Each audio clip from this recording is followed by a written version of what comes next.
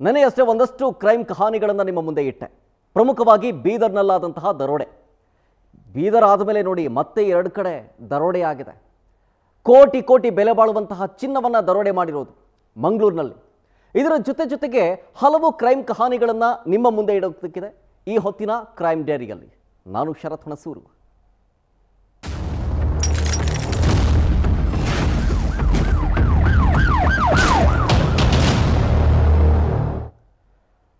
Crime ಡೈರಿಯಲ್ಲಿ ಈ ಹೊತ್ತಿನ ಮೊದಲ ಸ್ಟೋರಿ ದರೋಡೆ. ನಿನ್ನೆ ಬೀದರ್ನಲ್ಲಾಯಿತು ಗೊತ್ತಲ್ಲ. ಸೇಮ್ ಅದೇ ರೀತಿ ಇವತ್ತು 2 ಕಡೆ ದರೋಡೆ ಆಯಿತು.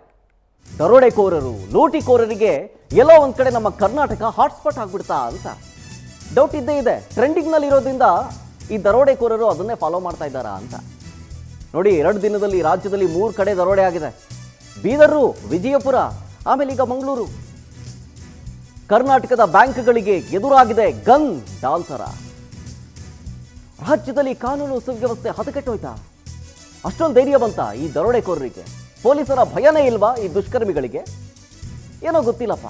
ಸಿಕ್ಕಾಪಟ್ಟೆ ಜಾಸ್ತಿ ಆಗ್ತಾ ಇರೋದ್ರಿಂದ ದರೋಡೆ ಪ್ರಕರಣಗಳು ಈ ಅನುಮಾನ ಮೂಡೋದು ಸಹಜ. ಅದರಲ್ಲೂ ಗಡಿಭಾಗದ ಜಿಲ್ಲೆಗಳನ್ನೇ ಟಾರ್ಗೆಟ್ ಮಾಡಿ ಏನಾದರೂ ರಾಬರಿ ನಡೀತಾ ಇದೆಯಾ? ಎಲ್ಲವೂ ಒಂದೇ ಗ್ಯಾಂಗ್ ಮಾಡ್ತಾ ಇದೆಯಾ? ಗೊತ್ತಿಲ್ಲ. ಅನ್ಯ ರಾಜ್ಯಕ್ಕೆ ತೆರಳಿದ್ರೆ ತನಿಖೆಗೆ ಬೇಕಾಗುತ್ತೆ ಹೆಚ್ಚುವರಿ time.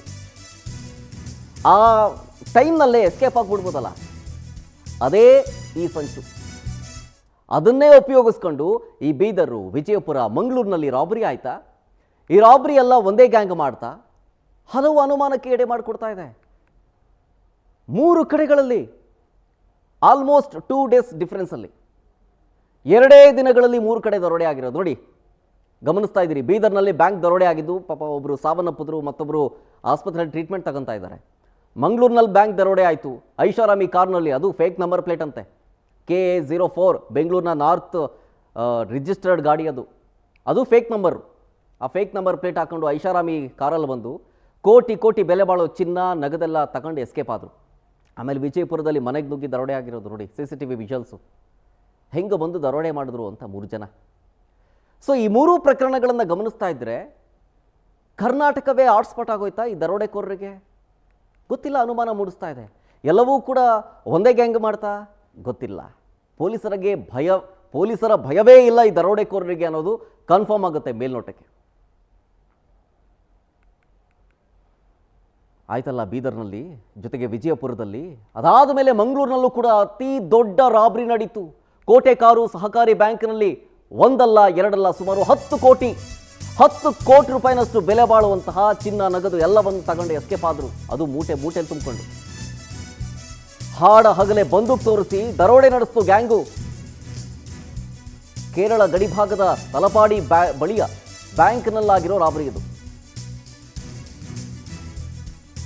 Most probably KC ರೋಡ್ನಿಂದ Mangaluru ಕಡೆಗೆ ಈ ಗ್ಯಾಂಗ್ ಪರಾರಿಯಾಗಿರೋ ಶಂಕೆ ಆಗ್ತಾ ಇದೆ. ಫಿಯೇಟ್ ಕಾರಲ್ಲಿ ಬಂದರು. ಐಷಾರಾಮಿ Fiat car, sedan, Bengaluru registration ಗಾಡಿ ಅದು. ಅದರಲ್ಲಿ 5 ಜನ ಬಂದು ಕೃತ್ಯ ಎಸಗ್ತಾರೆ. ಸೆಕ್ಯೂರಿಟಿ ಇರಲಿಲ್ವಾ ಅಂತ. ಅದರಲ್ಲೂ ಪ್ರಮುಖವಾಗಿ ಆ ಗಾಡಿ ನಂಬರ್ ಬೇರೆ ಇದೆ, KA04 MQ9923. ಮತ್ತೊಮ್ಮೆ ರಿಪೀಟ್ ಮಾಡ್ತೀನಿ, ಅದು fake number, Bengaluru registered, north side ಇದು. KA04 MQ9923. ಈ ನಂಬರ್ ಪ್ಲೇಟನ್ನು ಅಳವಡಿಸಿರುವಂತಹ ಕಾರ್ ಅದು. ಗಮನಿಸ್ತಾ ಇದ್ದೀರಲ್ಲ, ಅದು ಫಿಯೇಟು. ಐಷಾರಾಮಿ ಕಾರಲ್ಲಿ ಬಂದು ಎಸ್ಕೇಪ್ ಆಗ್ತಾರೆ. ಇದು ಮೋಸ್ಟ್ಲಿ ಪೊಲೀಸರಿಗೆ ದಿಕ್ಕು ತಪ್ಪಿಸುವಂತಹ ಕೆಲಸ. ಯಾಕೆಂದರೆ ನಂಬರ್ ಪ್ಲೇಟ್ ಗೊತ್ತಾಗ್ಬಿಡುತ್ತೆ, ಹೆಂಗಾದರೂ ಮಾಡಿ ಟ್ರ್ಯಾಕ್ ಮಾಡಿಬಿಡ್ತಾರೆ ನಮ್ಮನ್ನ ಅಂತ ಗ್ಯಾಂಗಿಗೆ ಮುಂಚೆನೇ ಗೊತ್ತು. ಅದಕ್ಕೆ ಫೇಕ್ ನಂಬರ್ ಪ್ಲೇಟ್ ಹಾಕ್ಬಿಟ್ಟಿದ್ದಾರೆ. ಈ ಘಟನೆ ಆದಮೇಲೆ UT ಖಾದರ್ ಸ್ಥಳಕ್ಕೆ ಭೇಟಿ ನೀಡಿ ಅಲ್ಲಿನ ಸಿಬ್ಬಂದಿಗಳ ಜೊತೆಗೆ ಮಾತುಕತೆಗಳನ್ನಾಡಿ ಏನಾಯಿತು ಅನ್ನೋ ಮಾಹಿತಿಯನ್ನು ಕಲೆ ಹಾಕಿದ್ರು. ಚಿನ್ನ, ಒಡವೆ, ನಗದು ದೋಚ್ಕೊಂಡು ಕಾರಲ್ಲಿ ಎಸ್ಕೇಪ್ ಆಗ್ಬಿಟ್ರು. ನೋಡಿ, ಹೇಳ್ತಾ ಇದ್ನಲ್ಲ, ನಗದು ಸೇರಿದಂತೆ 10ರಿಂದ ಏನಿಲ್ಲ ಅಂತಂದ್ರು 12 ಕೋಟಿ ರೂಪಾಯಿ ಮೌಲ್ಯದ ಚಿನ್ನಾಭರಣವನ್ನು ದರೋಡೆ ಮಾಡಿರೋದು ಈ ಗ್ಯಾಂಗು. ಕಳೆದ 2 ದಿನಗಳಿಂದ ಬ್ಯಾಂಕ್ನ CCTV ಕೆಟ್ಟುಬಿಟ್ಟಿತ್ತು. ವರ್ಕ್ ಆಗ್ತಾ ಇರಲಿಲ್ಲ CCTV. ಅದು ಗೊತ್ತಿದ್ದೇ ದರೋಡೆ ಮಾಡಿದ್ರ ಅಂತ ಮೋಸ್ಟ್ ಪ್ರಾಬ್ಲಿ ಅಲ್ಲಿನವರೇ ಯಾರೋ ಮಾಡಿರ್ತಾರೆ. ಗನ್ನು, ಚೂರಿ ಹಿಡ್ಕೊಂಡು ಹಿಂದಿಯಲ್ಲಿ ಮಾತಾಡ್ತಿದ್ರಂತೆ ಆ ಆಗಂತುಕರು. ಕೆಲವರು ಬೇಕು ಅಂತಾನೆ ಹಿಂದಿಯಲ್ಲಿ ಮಾತಾಡ್ತಾರೆ, ಡೌಟ್ ಬರಬಾರ್ದು ಅಂತ, ದಾರಿ ತಪ್ಪಿಸಕ್ಕೆ. ಸದ್ಯ ದರೋಡೆ ನಡೆದ ಬ್ಯಾಂಕ್ಗೆ ವಿಧಾನಸಭೆ ಸ್ಪೀಕರ್ ಯುಟಿ ಖಾದರ್ ಅವರು ಭೇಟಿ ನೀಡಿ ಮಾಹಿತಿಯನ್ನ ಕಲೆ ಹಾಕಿದ್ರು. ಈ ಹಿಂದೆಯೂ ಕೂಡ ಇದೇ ಬ್ಯಾಂಕ್ ಶಾಖೆಯಲ್ಲಿ ದರೋಡೆ ಕೂಡ ಆಗಿತ್ತಂತೆ. ಆ ಟೈಮ್ನಲ್ಲಿ ಸರಿಯಾಗಿ ಅರೆಸ್ಟ್ ಮಾಡಲಿಲ್ಲ ಪೊಲೀಸರು ಅನ್ನುವಂಥದ್ದು ಟಾಕ್ ಕೂಡ ಇದೆ ಲೋಕಲಲ್ಲಿ. ಈ ದರೋಡೆ ಸುದ್ದಿ ಯಾವಾಗ ಗೊತ್ತಾಯ್ತೋ ಬ್ಯಾಂಕಿಗೆ ಗ್ರಾಹಕರೆಲ್ಲರೂ ಕೂಡ ದೌಡಾಯಿಸ್ಬಿಟ್ರು. ಅವರಿಟ್ಟಿರುವಂತಹ ಚಿನ್ನ, ಅವರಿಟ್ಟಿರೋ ದುಡ್ಡು, ಎಲ್ಲಿ ನಮ್ಮ ದುಡ್ಡು ಕಳೆದೋಯ್ತೋ ಏನೋ ಎತ್ತ ಅದೆಲ್ಲ ಗೊತ್ತಾಗಬೇಕಲ್ಲ, ಭಯ ಪಟ್ಬಿಡ್ತಾರೆ. ಹಾಗಾಗಿ ಸ್ಥಳಕ್ಕೆ ಆ ರಾಬರಿ ನಡೀತಲ್ಲ, ಆ ಬ್ಯಾಂಕ್ನಲ್ಲಿ ಇಟ್ಟಿರುವಂಥ ಠೇವಣಿದಾರರು ಎಲ್ಲರೂ ಕೂಡ ದೌಡಾಯಿಸ್ಬಿಟ್ರು. ವಿಚಾರಿಸಿದ್ರು, ಏನಾಯಿತು, ಹೆಂಗಾಯಿತು, ನಮ್ಮ ದುಡ್ಡೆಲ್ಲ ಸೇಫ್ ಆಗಿದೆಯಾ, ಹೆಂಗೆ, ಏನು ಎತ್ತ ಅಂತೇಳಿ. ಡೀಟೇಲ್ಸ್ ಕೊಡ್ತಾರೆ ನಮ್ಮ ಮಂಗಳೂರು ಪ್ರತಿನಿಧಿ ಗಿರಿಧರ್ ಶೆಟ್ಟಿ ಫೋನ್ ಸಂಪರ್ಕದಲ್ಲಿ. ಗಿರಿಧರ್, ಸದ್ಯ ಈಗ ಪೊಲೀಸರ ತನಿಖೆ ಯಾವ ದಿಕ್ಕಿನಲ್ಲಿ ಸಾಗ್ತಾ ಇದೆ? ಯಾಕೆಂತಂದ್ರೆ ಫೇಕ್ ನಂಬರ್ ಪ್ಲೇಟ್ ಹಾಕೊಂಡು ಓಡಿಸಿದ್ದಾರೆ, ಜೊತೆಗೆ ಡೌಟ್ ಬರಬಾರ್ದು ಅಂತ ಮೋಸ್ಟ್ ಪ್ರಾಬಬ್ಲಿ ಹಿಂದಿಲ್ ಮಾತಾಡಿದ್ರೋ ಏನೋ ಗೊತ್ತಿಲ್ಲ. ಸೊ ಹಾಗಾಗಿ ಪೊಲೀಸರ ದಾರಿ ತಪ್ಪಿಸುವಂಥ ಕೆಲಸಗಳನ್ನ ಚೆನ್ನಾಗೇ ಮಾಡ್ತಾ ಇದ್ದಾರೆ ಈ ದರೋಡೆಕೋರರು. ಈಗ ಇನ್ವೆಸ್ಟಿಗೇಷನ್ ಯಾವ ರೀತಿ ಸಾಗ್ತಾ ಇದೆ ಅಂತ? ಶರತ್, ಮಂಗಳೂರು ಪೊಲೀಸ್ ಕಮಿಷನರ್ ಮಾಹಿತಿ ಪ್ರಕಾರ 2 ಪೊಲೀಸ್ ತಂಡಗಳನ್ನು ರಚನೆ ಮಾಡಲಾಗಿದೆ. ಅವರು ಉಳ್ಳಾಲ ಮತ್ತು ಮಂಗಳೂರು ಭಾಗದಲ್ಲಿ ಈಗ ತನಿಖೆ ಮಾಡ್ತಾ ಇದ್ದಾರೆ. ಮತ್ತೊಂದು ಮೂಲದ ಪ್ರಕಾರ ಅವರು ಈಗಾಗಲೇ ಆರೋಪಿಗಳು ಕೇರಳ ಗಡಿ ಭಾಗದ ಮೂಲಕ ಕೇರಳಕ್ಕೆ ಪರಾರಿಯಾಗಿದ್ದಾರೆ ಅನ್ನೋ ಮಾಹಿತಿ ಕೂಡ ಇದೆ. ಯಾಕಂದ್ರೆ ಆ ಇನ್ಸಿಡೆಂಟ್ ಎಲ್ಲಿ ನಡೆದಿದೆ ಕೆಸಿ ರೋಡ್ ಅನ್ನುವಂಥದ್ದು, ಅಲ್ಲಿಂದ ಕೇವಲ 1 ಕಿಲೋಮೀಟರ್ ಅಂತರದಲ್ಲಿ ಕೇರಳದ ಗಡಿ ಭಾಗದ ಇದೆ.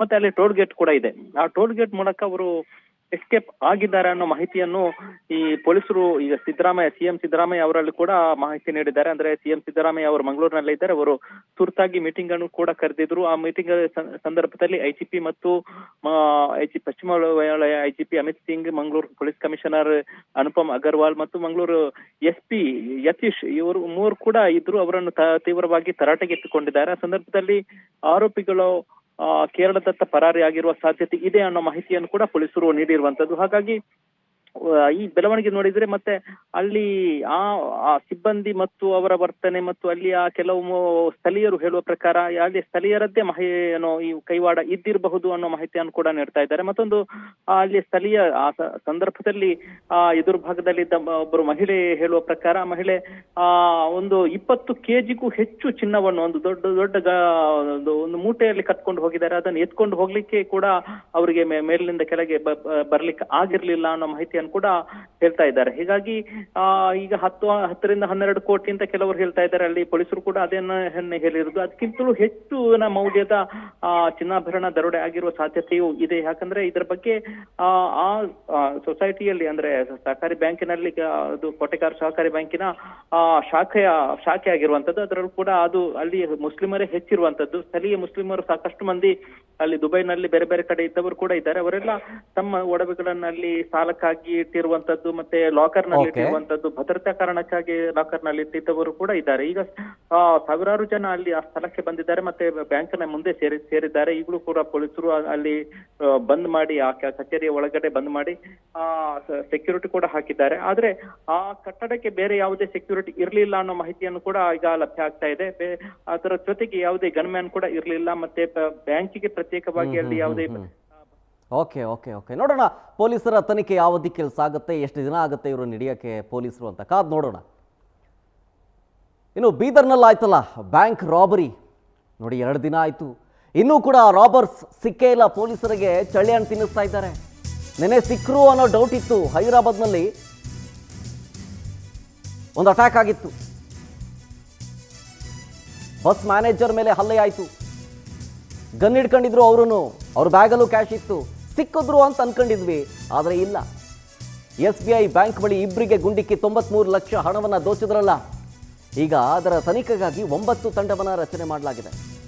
ಹುಡುಕಾಡ್ತಾ ಇದ್ದಾರೆ ಡೆಡ್ಲಿ ರಾಬರ್ಸ್ಗಾಗಿ. ಪ್ರಮುಖವಾಗಿ CCTV ವಿಜುವಲ್ಸ್ ಅದನ್ನು ಆಧರಿಸಿ ಆರೋಪಿಗಳ ಶೋಧ ಕಾರ್ಯವನ್ನು ಮುಂದುವರಿಸ್ತಾ ಇದ್ದಾರೆ. ಬೀದರಿಂದ ಹೈದರಾಬಾದ್ ತನಕ ಬೈಕ್ನಲ್ಲೇ ಪ್ರಯಾಣವನ್ನು ಮಾಡಿರುವಂತಹ ಶಂಕೆ ವ್ಯಕ್ತವಾಗ್ತಾ ಇದೆ. ಸುಲ್ತಾನ್ಪುರ, ಮಲ್ಕಾಪುರ ಮಾರ್ಗವಾಗಿ ಹೈದರಾಬಾದ್ನತ್ತ ಹೋಗಿರೋ ಡೌಟ್ ಇದೆ.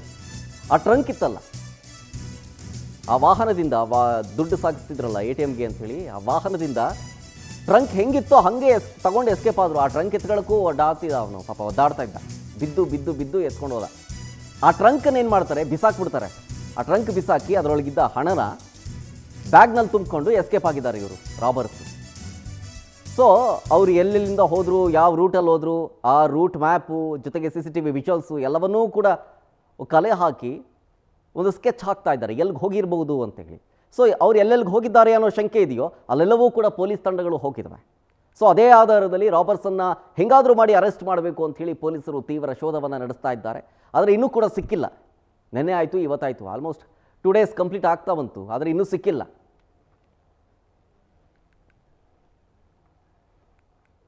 ಬೀದರ್ನಲ್ಲಿ ATM ಸಿಬ್ಬಂದಿ ಹತ್ಯೆ ಆಯ್ತಲ್ಲ, ದರೋಡೆ ಆಯ್ತಲ್ಲ, ಈ ಕೇಸ್ ವಿಚಾರಕ್ಕೆ ಸಂಬಂಧಪಟ್ಟಂತೆ ಈ ಕೃತ್ಯ ನಡೆದ ಸ್ಥಳಕ್ಕೆ ಜಿಲ್ಲಾ ಉಸ್ತುವಾರಿ ಸಚಿವರಾದಂತಹ ಈಶ್ವರ್ ಖಂಡ್ರೆ ಅವರು ಭೇಟಿಯನ್ನು ಕೊಟ್ಟರು. ಏನಾಯಿತು, ಎಷ್ಟೆಷ್ಟು ದರೋಡೆ ಮಾಡಿದ್ರು ಅದೆಲ್ಲವನ್ನೂ ಕೂಡ ಮಾಹಿತಿಯನ್ನು ಕಲೆ ಹಾಕಿದ್ದಾರೆ ಅವರು. SBI ಬ್ಯಾಂಕ್ ಮುಂದೆ ಹಾಡ ಹಗಲೇ ಶೂಟೌಟ್ ಆಯಿತು. ಆ ಸ್ಥಳಕ್ಕೆ ಭೇಟಿ ನೀಡಿ ಪರಿಶೀಲನೆ ಮಾಡಿದ್ದಾರೆ. ಕೆಲವೊಂದಿಷ್ಟು ಮಾಹಿತಿಯನ್ನು ಅಲ್ಲಿನ ಸಿಬ್ಬಂದಿಗಳ ಜೊತೆಗೆ ಸಂಗ್ರಹಿಸಿಕೊಂಡಿದ್ದಾರೆ ಖಂಡ್ರೆ. ಆಮೇಲೆ ಗುಂಡೇಟಿಗೆ ಸಾವನ್ನಪ್ಪಿದ್ರಲ್ಲ ವೆಂಕಟಗಿರಿ ಅವರ ನಿವಾಸಕ್ಕೂ ಕೂಡ ಸಚಿವರು ಭೇಟಿಯನ್ನು ಕೊಟ್ಟರು. ಆದಷ್ಟು ಬೇಗ ಶೀಘ್ರವೇ ಆರೋಪಿಗಳನ್ನು ಅರೆಸ್ಟ್ ಮಾಡಬೇಕು ಅಂತೇಳಿ ಪೊಲೀಸರಿಗೆ ಸೂಚನೆ ಕೊಟ್ಟಿದ್ದಾರೆ. ನಿನ್ನೆ ಬೀದರ್ನಲ್ಲಿ ನಡೆದಂತಹ ದುರ್ಘಟನೆ ಅತ್ಯಂತ ಆತಂಕಕಾರಿ, ದುಷ್ಕರ್ಮಿಗಳನ್ನು ಶೀಘ್ರ ಬಂಧಿಸಿ ಕ್ರಮ ಅಂಥೇಳಿ ಈಶ್ವರ್ ಖಂಡ್ರೆ ಅವರು ರಿಯಾಕ್ಷನ್ ಅನ್ನು ಕೂಡ ಈ ಸಂದರ್ಭದಲ್ಲಿ ಕೊಟ್ಟರು. ಸಂಪುಟದ ಸಭೆಯಲ್ಲಿದ್ದೆ. ನನಗೆ ಮಾಹಿತಿ ಸಿಕ್ಕ ತಕ್ಷಣ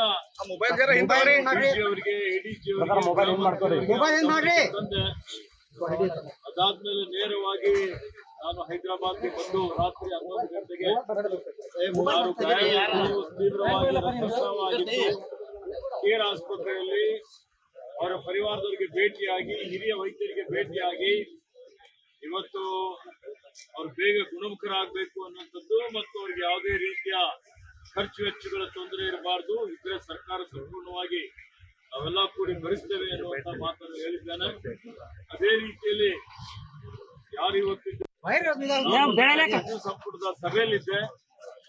ನನಗೆ ಮಾಹಿತಿ ಸಿಕ್ಕ ನೋಡಿ, ಇದೇ ಬೀದರ್ನಲ್ಲಿ ATM ಸಿಬ್ಬಂದಿಯನ್ನ ಹತ್ಯೆಗೈದು ಆ ಬಾಕ್ಸು, ಆ ಟ್ರಂಕನ್ನು ಎತ್ಕೊಂಡು ಹೋದ್ರಲ್ಲ, ಈ ದರೋಡೆ ಪ್ರಕರಣ. ಸೊ ಅದರಲ್ಲಿ ಮತ್ತೊಬ್ಬರು ಸಿಬ್ಬಂದಿ ಗಾಯಕ್ಕೊಳಗಾಗಿದ್ರು. ಮತ್ತೊಬ್ಬ ATM ಸಿಬ್ಬಂದಿ ಶಿವಕುಮಾರ್, ಇವರಿಗೆ ಶಸ್ತ್ರಚಿಕಿತ್ಸೆಯನ್ನ ಮಾಡಲಾಗಿತ್ತು. ಅದು ಯಶಸ್ವಿಯಾಗಿದೆ ಅನ್ನೋದು ಗೊತ್ತಾಗ್ತಾ ಇದೆ. ಎದೆ ಭಾಗದಿಂದ ಬೆನ್ನ ಹಿಂದೆ ಗುಂಡು ಹೊರಗೆ ಬಂದಿತ್ತು. ಅದೃಷ್ಟವಶಾತ್ ಅವರು ಬದುಕಿದ್ದಾರೆ. ಸಾವು ಗೆದ್ದು ಬಂದರು ATM ಸಿಬ್ಬಂದಿ ಶಿವಕುಮಾರ್. ಹೈದರಾಬಾದ್ನ ಕೇರ್ ಆಸ್ಪತ್ರೆಯಲ್ಲಿ ಶಿವಕುಮಾರ್ಗೆ ಸರ್ಜರಿ ಆಗಿದೆ, ಯಶಸ್ವಿಯಾಗಿದೆ.